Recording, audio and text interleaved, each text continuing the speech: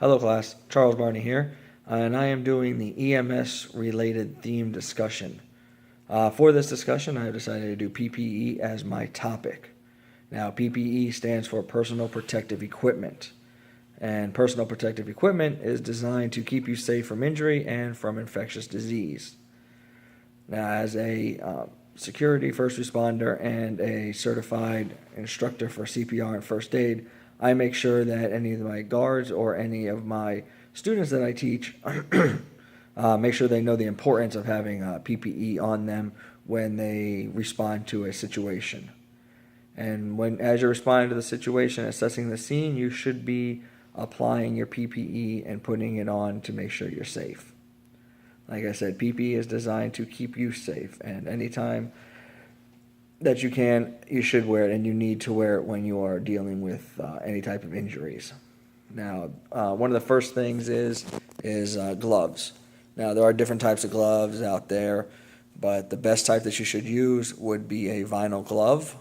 They do have latex gloves, but unfortunately, you could have a latex allergy, and the person that you're helping may have a latex allergy. So those are not the best type of gloves to use. Any other type of fields, you also have like work gloves and stuff like that.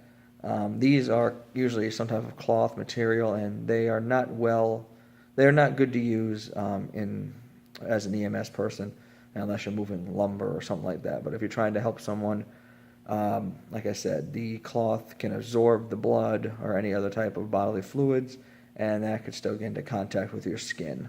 So vinyl gloves would stop that and create a barrier to protect you. Now, besides the gloves, they do have goggles that you can also have. Now, unlike glasses or sunglasses, which do not provide complete protection, goggles have barriers around the top to shield and stop blood from seeping down your face or from the side and getting into your eyes. Okay, another protector would be a barrier mask, basically not a breathing mask, but a mask to wear so that if you're breathing, you're not inhaling anybody's coughs or anything that they're spitting up. So, and we can also go to breathing masks. Now, if you're doing CPR, I would recommend that you would have some type of barrier if you are actually doing rescue breaths. Unfortunately, I mean, now there's a lot of teaching where it's more of just chest compressions instead of rescue breaths. But if you are doing rescue breaths, you should have some type of barrier. They do have cheap ones that is just basically a piece of vinyl with the holes in it, cloth on it, so that you can breathe in. I would not recommend those. They have more advanced ones that are better for that, so that you can stop anything from coming back up, because those do not stop. Besides that, you have aprons that you can wear to protect your, not just your clothes, just in case, but since your clothes are pretty much going to be made out of cotton and they absorb, they create a barrier over your clothes so that nothing gets absorbed onto your body or torso. Another one, which is really not as common, but are booties. Now, booties are designed for put on your feet.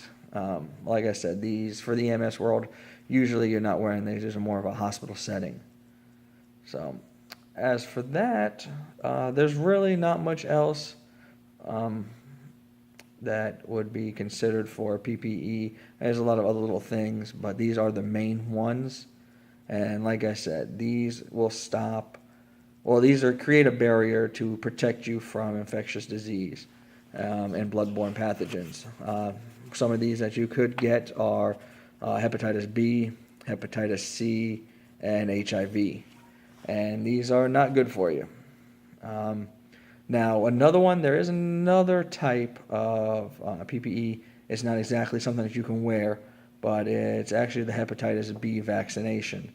And usually everybody in the medical field, and I know in other fields, they are required to get this vaccination and keep it updated so that if you do come in contact with someone with hepatitis B, at least you are protected, because it's not one thing that you really want to have. So I hope you guys learned something, and thank you, and have a good day. All right, bye.